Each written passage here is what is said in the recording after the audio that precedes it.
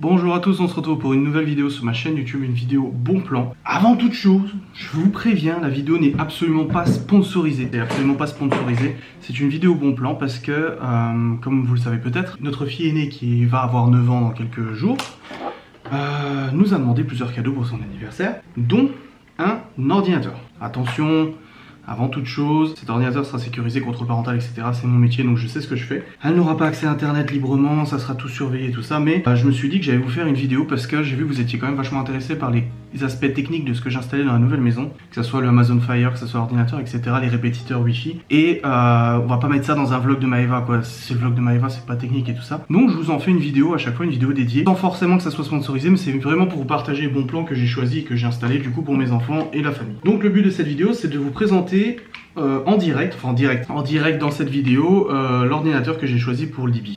Comme je l'ai dit, c'est pas sponsorisé, mais par contre vous trouverez le lien d'affiliation pour ce petit ordinateur, ce mini PC dans la description de la vidéo et sur mavachou.fr qui vous permettront, si vous le voulez, de le commander aussi pour vos enfants ou même votre utilisation personnelle. Sur cet achat, comme déjà expliqué, nous touchons une commission. Pour l'ordinateur de Libby, j'avais plusieurs réflexions. La première, c'était est-ce qu'on lui prend un ordinateur portable ou un ordinateur fixe? On s'est venu à la conclusion qu'un ordinateur fixe c'était, moi je trouve que c'est plus solide, surtout pour une utilisation par un enfant, etc. Vous savez, les charnières, etc. Ça chauffe plus vite. Enfin, moi, je préfère un ordinateur fixe pour l'utilisation bureautique sur un poste de travail bien défini qu'un ordinateur portable. Donc déjà, ordinateur portable, c'était niette. Ensuite, quel type d'ordinateur? Est-ce que je lui monte une tour? Parce que bon, c'est mon métier, donc est-ce que je lui monte une tour, donc comme moi, une tour, une mini tour, les micro ATX, donc c'est des petits blocs comme ça avec des micro ATX dedans. Micro ATX, c'est le format des cartes mères. Vous avez ATX, micro ATX, etc. Là, j'aurais mis une petite carte mère à micro ATX, j'aurais mis moi le processeur, la mémoire, j'aurais installé Windows et tout ça dedans. Ou je lui achète un mini PC. Un mini PC, c'est quoi? C'est un tout petit ordinateur dans une petite boîte. Les plus petits PC qui existent, vous savez, c'est les Raspberry Pi. Je vous mettrai une photo ici. C'est des tout mini PC que vous montez vous-même. Dessus, vous pouvez installer Linux, voire même Windows, si vous mettez quand même pas mal de mémoire et tout ça. Mais je trouve que c'est une très bonne alternative quand vous n'avez vraiment pas beaucoup de place ou une utilisation assez limitée au niveau de la bureautique. Il existe plein de types de mini PC différents, plein de configurations différentes, les processeurs, la mémoire, la carte mère, la carte graphique, les disques durs qui sont dedans, etc. Et j'ai du coup pendant pas mal d'heures fouiller pour trouver le mini PC qui correspondrait parfaitement à l'utilisation que Libby en fait de son ordinateur. Les mini PC peuvent aller de 150 €, comme moi j'avais acheté une fois un mini PC qui tournait sous Android pour mettre nos séries télé avant d'avoir une box compatible chez Orange, mais on avait un mini PC qui fonctionnait parfaitement à 150 €. Ça peut monter jusqu'à 700 € pour des mini PC équipés d'une bonne carte graphique pour jouer à des jeux assez récents. En l'occurrence pour Libby, donc je vais vous le montrer, je vais tourner la caméra. J'ai choisi ce mini PC là, alors que la marque je m'en fous, la marque je m'en fous un petit peu. J'ai regardé prioritairement en fait les caractéristiques techniques qu'il y avait dans ce petit PC. Vous voyez la taille de ma main? Le mini PC en fait tient dans ma main. J'ai regardé les caractéristiques techniques et ensuite j'ai regardé les avis qu'il y avait sur internet. Donc pour ma part, l'utilisation que Libby fera de son ordinateur, je vais peut-être vous l'allumer en direct. Vous savez quoi? Moi je l'ai pas encore allumé une seule fois, je sais pas comment ça va se présenter. Alors je vous assure que je l'ai pas démarré, c'est la première fois que je le démarre, donc je sais pas comment ça va tourner. Bon, avant de parler des caractéristiques, vous voyez que devant il y a deux USB 3 et un USB-C, une prise pour le casque, mais moi je lui ai mis ces petits haut-parleurs que Maeva avait avant, donc tout ça c'est le matos de Maeva qu'elle avait sur son bureau avant. Le bouton pour l'allumer, et derrière il y a un câble Ethernet pour mettre en réseau, il y a aussi le Wi-Fi, deux câbles USB, le HDMI, un autre HDMI et l'alimentation. Par contre c'est ultra léger, ça peut se fixer au mur à l'écran, moi je sais que je vais le fixer derrière sur le mur, juste ici avec un double face. Et on l'allume. On voit qu'il s'est allumé, que ça a allumé automatiquement tout le reste. Ça démarre. Il fait un tout petit bruit. Ça démarre. Normalement il y a Windows 10 dessus d'installer, j'aurais pas besoin d'installer moi, mais normalement il est déjà installé, mais bon... J'ai regardé tellement de comparateurs que vous savez, je sais plus exactement ce que j'ai commandé. Tout ce que je sais, c'est qu'il est bien. Au niveau des caractéristiques, on est sur un processeur multicore i3 de GHz. Donc je voulais en fait au minimum un i3 ou i5. Il existe avec des i5 et même des i7, mais je voulais un processeur Intel Core i3 parce qu'on rentre là en fait dans l'entrée de gamme, mais relativement optimal pour une utilisation polyvalente. Les processeurs de type Celeron et tout ça, moi j'en ai horreur, ça fonctionne pas. Au bout de 6 mois, le PC il rame, t'es obligé de le formater, ça me plaît pas du tout. Donc là, on est sur un i3 avec 8 Go de RAM et un disque dur SSD de 250 Go. Le disque dur SSD, ça vous permet quand même un démarrage beaucoup plus rapide que les disques durs qu'on avait avant mécanique. Moi j'en ai des mécaniques et des SSD dans mon PC à moi pour le boulot. Mais là du coup 8 Go de RAM c'est largement suffisant et 250 Go de disque dur c'est aussi largement suffisant. Moi l'utilisation qu'elle va en faire, vous voyez Windows a démarré. L'utilisation qu'elle va en faire c'est une utilisation bureautique, donc tout ce qui est Word, Excel, etc. Les recherches sur internet si elle a besoin pour ses exposés, parce que ça elle va le garder un moment ce petit PC. Jouer à Roblox par exemple, c'est des petits jeux en fait sur navigateur, Roblox, des trucs comme ça. Vous savez avez aussi sur vos tablettes. Elle pourra jouer à tout ce qui est jeux du Windows Store, donc des petits jeux comme Candy Crush et tout ça. Et je vais essayer de lui faire tourner, je sais pas, un Sims 4 ou autre, parce que c'est possible que ça tourne là-dessus. Donc on verra ce que ça donne, mais en attendant, installons cet ordinateur. Alors là, je suis simplement en train de configurer du coup son PC. C'est franchement tout simple, hein, c'est Windows 10, ça va tout seul.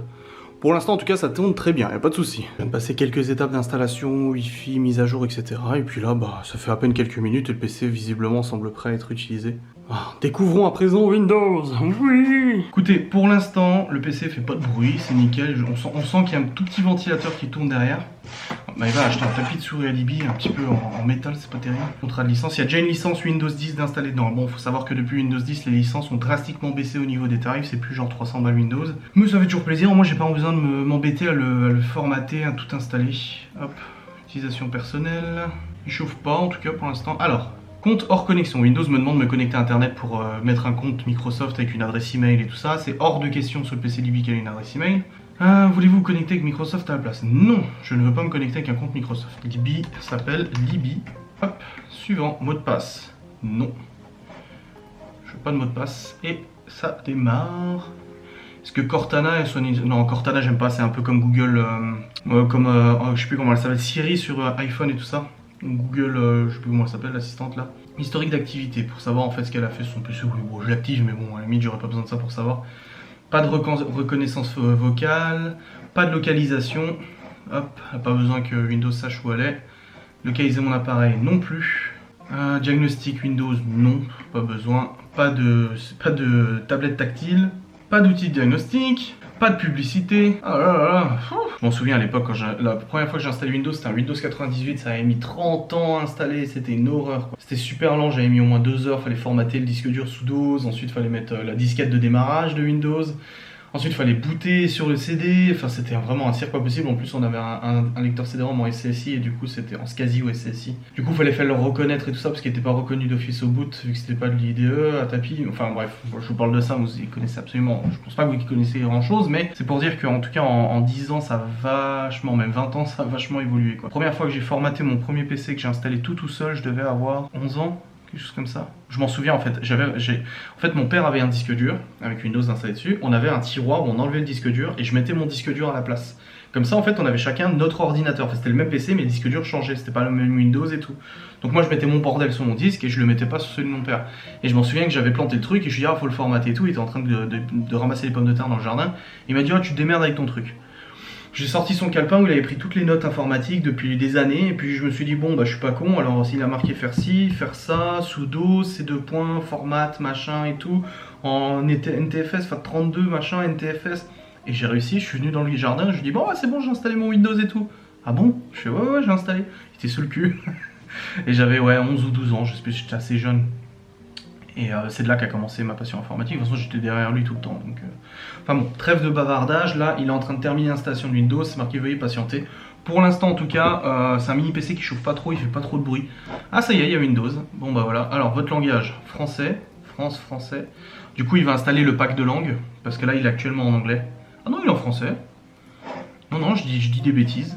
Ouais, c'est bon, il est en français, nickel, regardez. Donc on a ce boîtier à 359 € sur Amazon qui me permet d'avoir un Windows 10 tout à fait fonctionnel avec tous les navigateurs. Bon bah internet mais qui va être verrouillé et ça je vous en ferai une autre vidéo pour le contrôle parental et savoir ce que je vais faire. Parce que je vais lui verrouiller des plages horaires à laquelle internet se connectera et se déconnectera. Par exemple à partir de 21 h, elle aura beau allumer son PC, internet ne se lancera pas.